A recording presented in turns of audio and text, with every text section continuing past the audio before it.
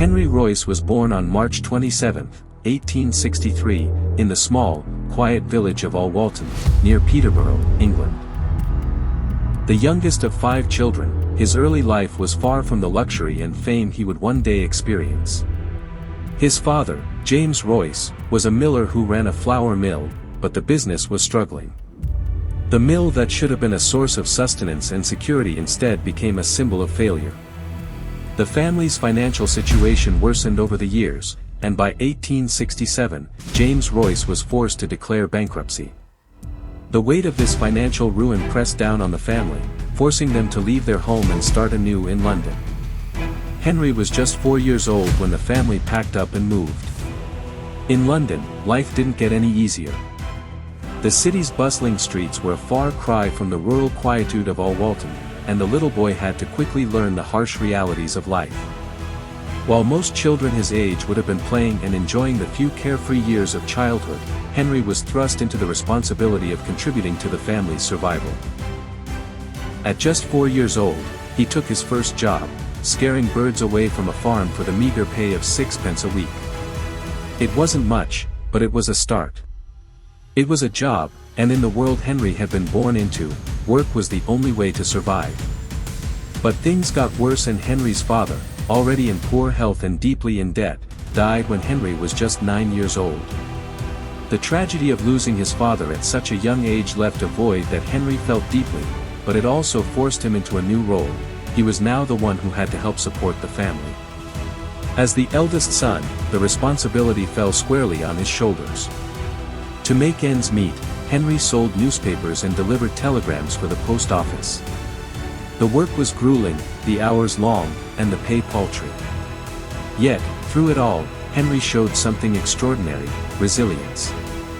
He wasn't one to complain or feel sorry for himself. He did whatever it took to make sure his family ate. He was learning, not just about hard work, but about surviving in a world that had shown him nothing but hardship. By the time he was 15, Henry had only attended school for a year. A child who should have been running through fields, learning about the world, was instead consumed by the need to work and help provide for his mother and siblings. His education was minimal, but the real lessons Henry learned came through experience. However, his years of hard work and malnutrition had a profound impact on his health. He would later struggle with chronic health issues that stemmed from those early years of physical strain and poor diet. But these early struggles did more than harm his body; they laid the foundation for the kind of person he would become. Henry was determined, and that determination would guide him through the challenges to come. By the time he was 14, Henry's situation seemed to take a turn for the better when his aunt, recognizing his potential, provided the funds to apprentice him at the Great Northern Railway Works. It was Henry's first formal education in mechanics, and it set him on the path toward a career in engineering. But even this opportunity was short-lived. The financial support didn't last long enough to complete the apprenticeship, forcing Henry to quit after 3 years. Despite this setback, he didn't give up. He understood that if he wanted to succeed, he would have to do it on his own terms. So, Henry did what he knew best: he worked. He moved on to a toolmaking company in Leeds, earning just a penny an hour, the wages of a poor apprentice. But there, he learned the fine art of toolmaking, a skill that would serve him well in the future. From Leeds, Henry moved on to the Electric Light and Power Company in Liverpool, where he spent long hours working with electrical equipment. Even as he worked harder than anyone else, he never stopped learning.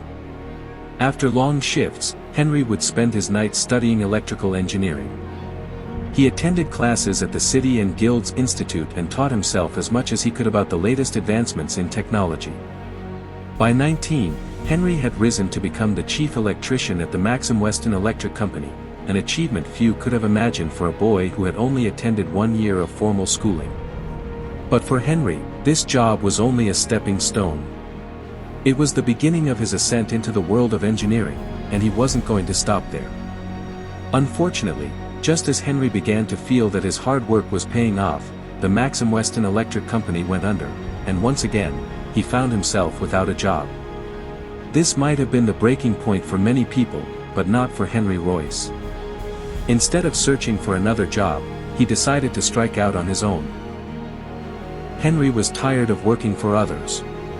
He knew he had the skills and the drive to make something of himself, and he was determined to build his own company. So, at 22 years old, with only £20 to his name, he and his friend Ernest Claremont, another engineer, started their own company, Rolls-Royce & Company. Starting with just a few electric fittings, they rented a small shop in Manchester. The odds were stacked against them. They were two young men with almost no money to their name. But Henry wasn't one to shy away from hard work. He had learned that if you wanted something, you had to work harder than anyone else. They lived in a small room above the shop and often ate only sandwiches to get by. But instead of giving up or falling into despair, they kept pushing forward. They worked around the clock, testing and improving their products. The first successful product they created was the electric doorbell, and it quickly began to sell. The sales brought in enough money to expand their product line.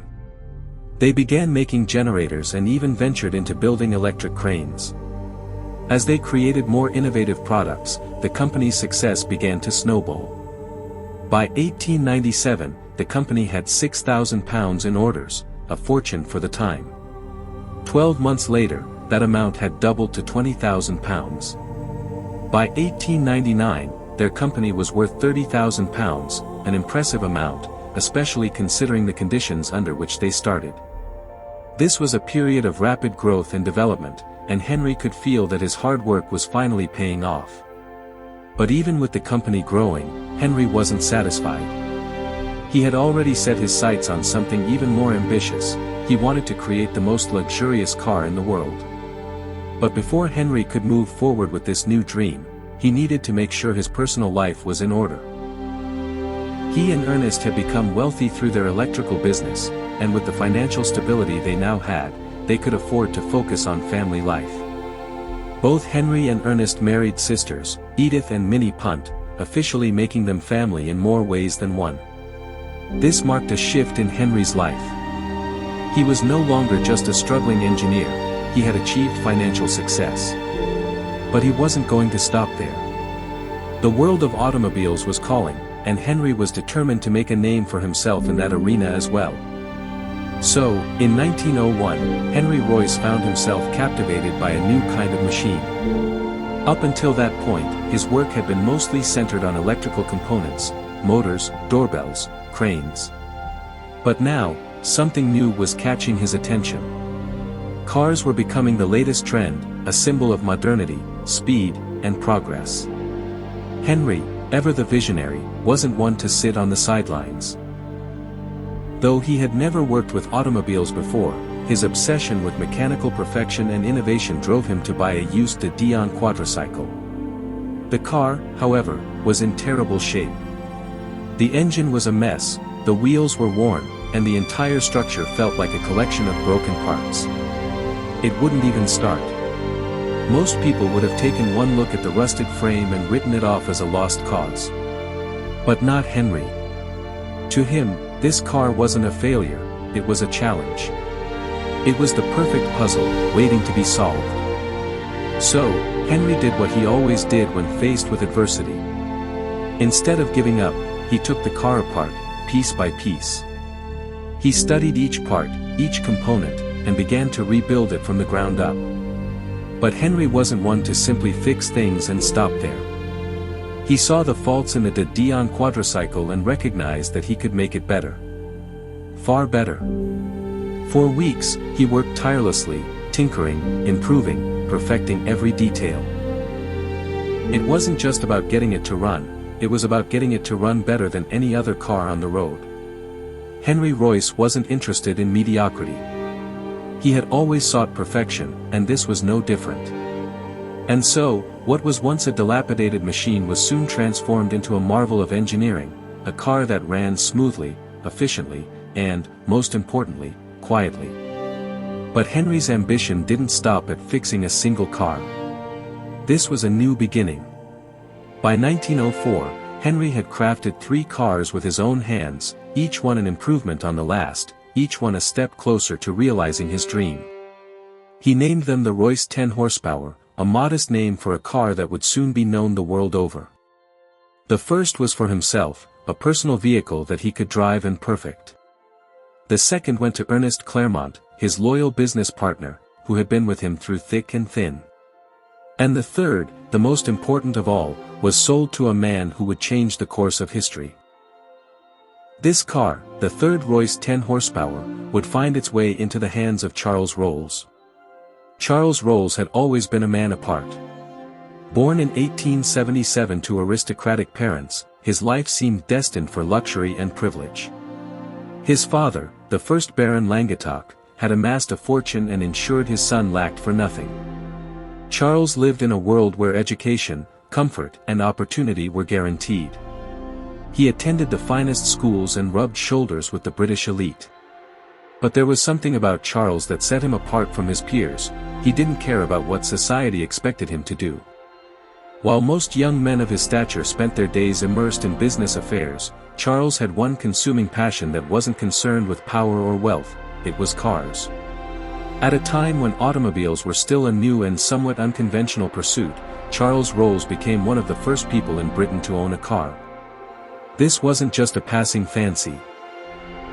It was the spark of a lifelong obsession. He didn't just want to drive cars, he wanted to understand them, race them, and eventually, sell them. While his peers were still riding horses and traveling by carriage, Charles was already racing motorcars, eagerly pushing the limits of what they could do. By 1903, Charles had taken his passion for cars to the next level.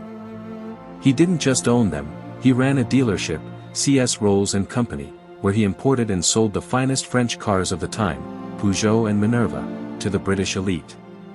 The business was thriving, and Rolls had made a name for himself as a pioneer of the motoring world, known for his adventurous spirit on and off the track. He wasn't just any driver, he was an avid motor racer, breaking speed records and carving out a reputation for being daring, fearless, and somewhat of a daredevil. But even with all his wealth, success, and fame, Charles felt something was missing. He was looking for more than just a fast car or a stylish ride. He wanted perfection. He wanted a car that didn't just perform well but was built with uncompromising quality, a car that embodied engineering excellence at every turn. And it was on a fateful day in 1904 that Charles Rolls would find what he had been searching for. It all began with a single conversation. Henry Edmonds, a friend and fellow engineer, had purchased one of Henry Royce's cars, the Royce 10 horsepower, and he couldn't stop raving about it. It's quiet. It's smooth. It's reliable. Edmonds had never seen anything like it before. At that time, most cars were loud, clunky machines, prone to breaking down and generally difficult to control. But the Royce 10 horsepower was different. It was engineered to perfection, its two-cylinder engine smooth and virtually silent, something unheard of in the automobile world. Edmonds, excited by the car's quality, urged Charles to take a look. Initially, Charles was skeptical. After all, the Royce 10 horsepower was a modest two-cylinder vehicle, and he was used to much larger, more powerful machines with 4 or even 6 cylinders. To him, the idea of a two-cylinder car was almost laughable. He had driven some of the best cars in the world, from Peugeot to Minerva, and was used to speed and power. A two-cylinder car seemed beneath him. But his curiosity got the better of him. He agreed to meet Henry Royce and see the car for himself. The meeting between Rolls and Royce was nothing short of transformative. When Charles first laid eyes on the car, his doubts lingered. It wasn't anything special to look at least not by his standards. But then he drove it. As soon as the engine roared to life, something clicked. The car wasn't like anything he had ever driven. It was quiet, eerily so. It was smooth, with a level of control he hadn't expected from such a modest vehicle. He drove it for miles, taking sharp turns and testing its handling, all the while marveling at its flawless engineering. There was something special about the way it handled, the way it glided down the road, almost as though it were floating. This wasn't just another car, this was something extraordinary. When he finally parked the car and turned to Royce, he couldn't hide his enthusiasm. "I just found the greatest motor engineer in the world," he said, his voice full of awe. He knew. In that moment, Charles realized that this was the car he had been searching for all along. The craftsmanship, the precision, and the elegance of the machine were unparalleled. There was only one thing left to do: he had to sell it. And that's exactly what he planned to do. Charles rushed back to London that very night, filled with excitement. He immediately sought out his business partner to share the news. The two men, so different in background, had just crossed paths at the perfect moment.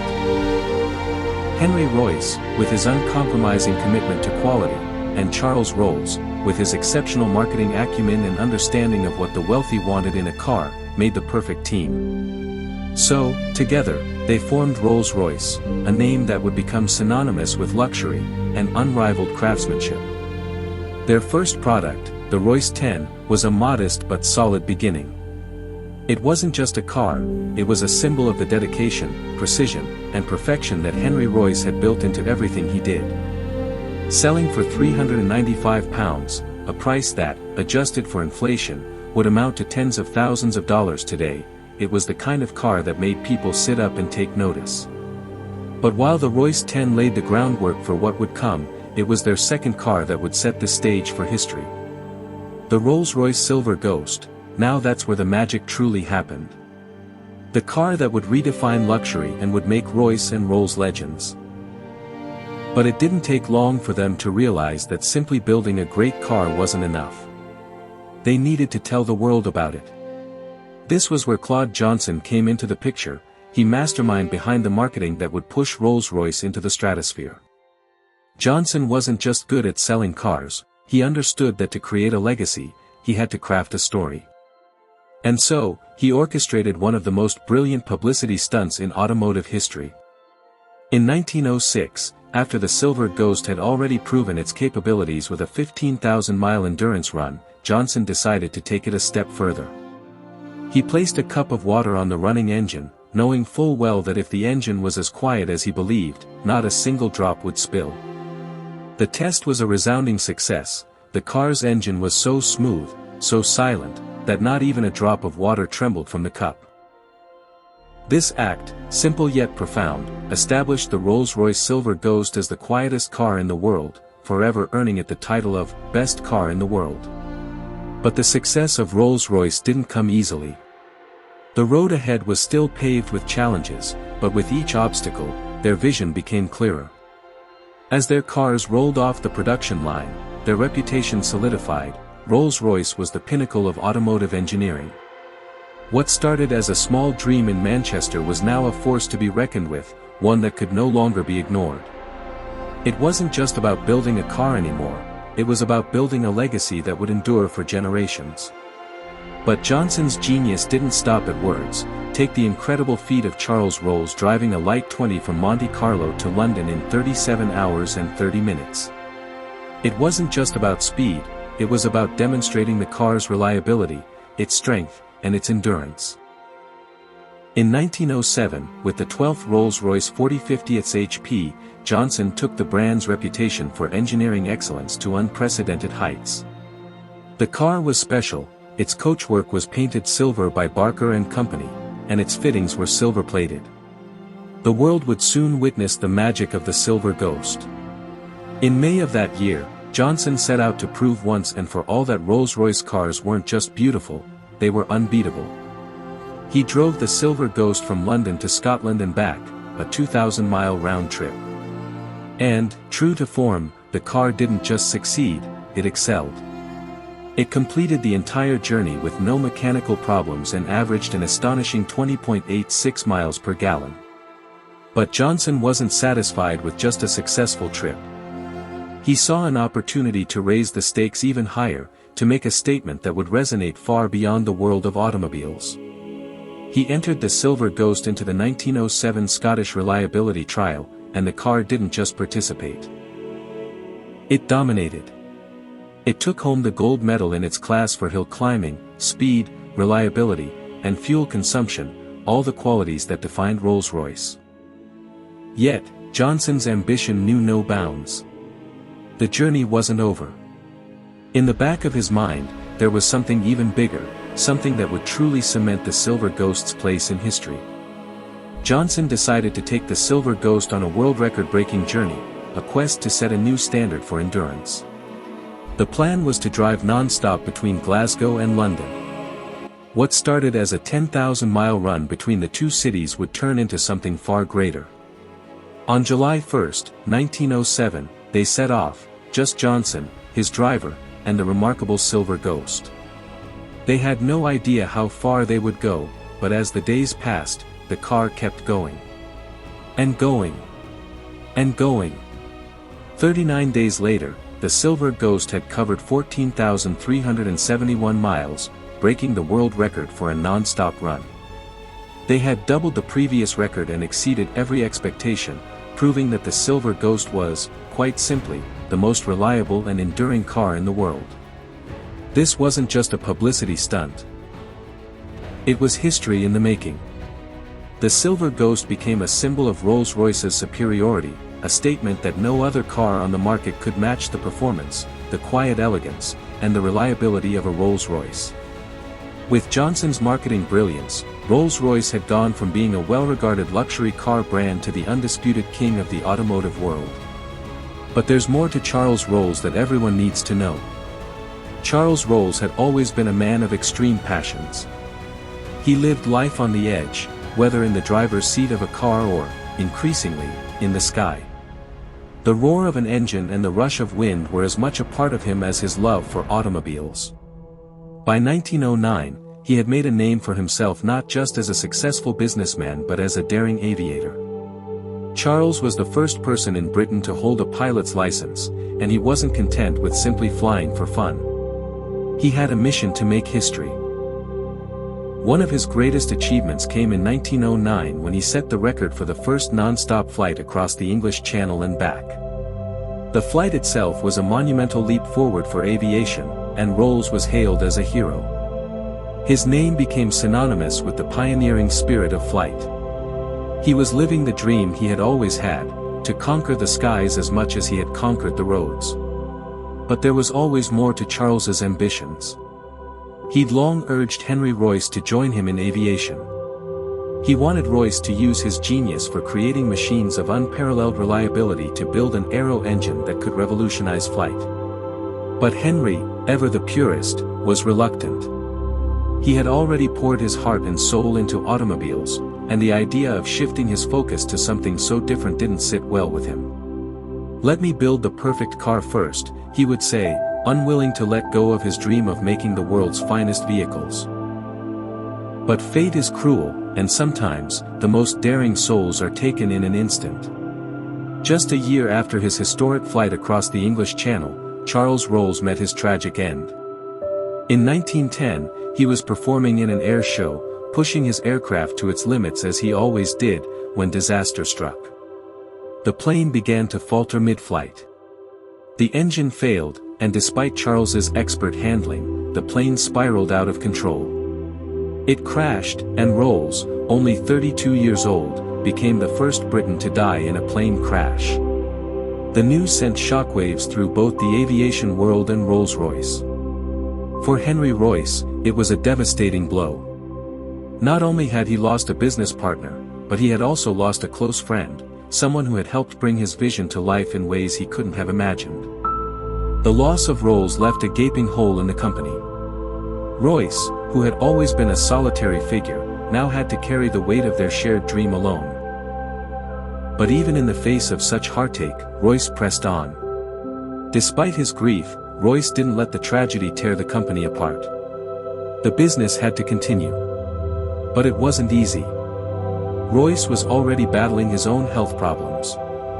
Years of poor nutrition and overwork had taken a toll on his body, and now, in the wake of Charles's death, his health began to decline rapidly. Still, he soldiered on. His spirit, though battered, refused to give in. But that was not all. When the roar of war echoed across Europe, it changed everything. And for Henry Royce, whose mind had always been occupied with the intricacies of automobiles, the world outside demanded his attention. The outbreak of World War I called for more than just machines, it called for innovation on an unimaginable scale. The demand for engines to power aircrafts was overwhelming. Reluctantly, Royce turned his focus to aviation. He brought the same obsessive perfectionism that had guided him through the creation of Rolls-Royce cars into the world of aero engines. And so, the Rolls-Royce Eagle engine was born. This engine would go on to power the majority of Allied planes during the war, becoming a critical piece of machinery in the fight for freedom. Royce, once hesitant about leaving his beloved cars for the unpredictable world of aviation, had now created something that would save lives, propel nations, and solidify Rolls-Royce's position as a name synonymous with excellence. The very same principles that had made their cars the finest in the world now applied to the skies. As the war ended, the world found itself in need of recovery, and Rolls-Royce found itself ready to expand. By 1921, Rolls-Royce had grown to such an extent that the company was inundated with demand for its cars. The reputation of being the best car in the world wasn't just a slogan anymore, it was a promise. Rolls-Royce opened a new factory in Springfield, Massachusetts, the first step toward conquering the American market.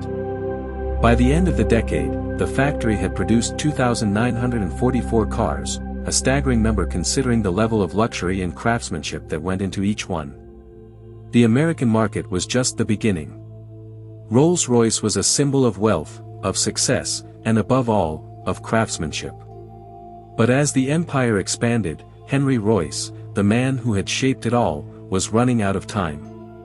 His health had always been fragile, a consequence of years of neglecting his own well-being for the sake of his work. The late nights, the stress, the sacrifices, they had all caught up to him. But despite it all, even as his body weakened, his mind remained sharp, his commitment to perfection unwavering. In his final days, with his body unable to carry on, Royce's mind still worked tirelessly. Even in his deathbed, as he faced the end of his long and remarkable life, he could not stop. Hours before his death in 1933, Royce sketched his final invention, a design for an adjustable shock absorber. His nurse, seeing the last flicker of his genius, carefully preserved the sketch, which would be passed on to the workers at the factory. He died at the age of 70, still working, still dreaming of making the world better through his designs. The world mourned the loss of a brilliant mind, but the legacy Henry Royce left behind was far from over. Royce's relentless pursuit of perfection would continue to resonate within Rolls-Royce long after his passing. His work would forever be associated with the highest standards of engineering and craftsmanship. Rolls-Royce stands as a testament to the extraordinary journey of Henry Royce, evolving from a modest workshop in Manchester to a global symbol of luxury and innovation. Today, under a new leadership, the company has undergone a remarkable transformation. In 2024, Rolls-Royce achieved a significant milestone, meeting its profit targets 2 years ahead of schedule. The company's revenue increased by nearly 16% to £17.8 billion, surpassing analyst estimates, while operating profit soared by 57% to £2.5 billion. Rolls-Royce's stock also gained nearly 20%, now valuing the company at an astounding £64 billion. This remarkable growth is mirrored in the lineup of new models, each reflecting Rolls-Royce's commitment to its founding principles of excellence, luxury, and innovation.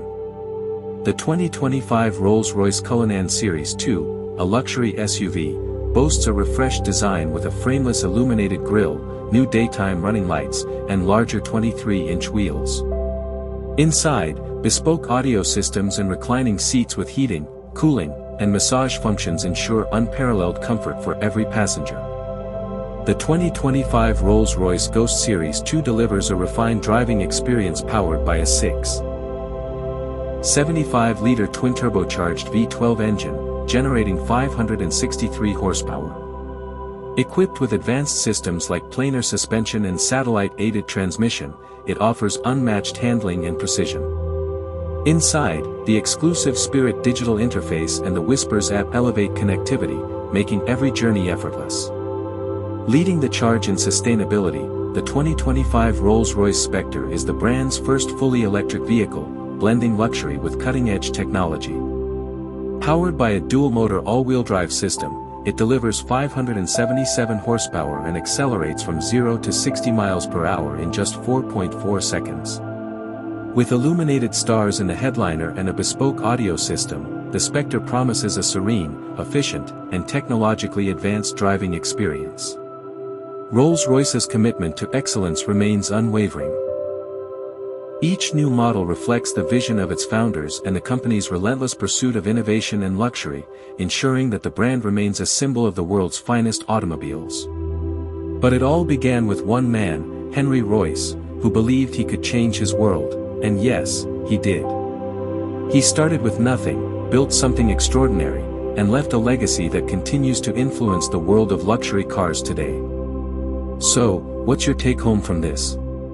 Is there a part of the story we missed, or perhaps another piece of history you'd like us to dive into next? If this video has inspired you to take bold steps in your own journey, don't forget to like this video and subscribe for more stories of visionaries who changed the world. Who knows, maybe your story is next.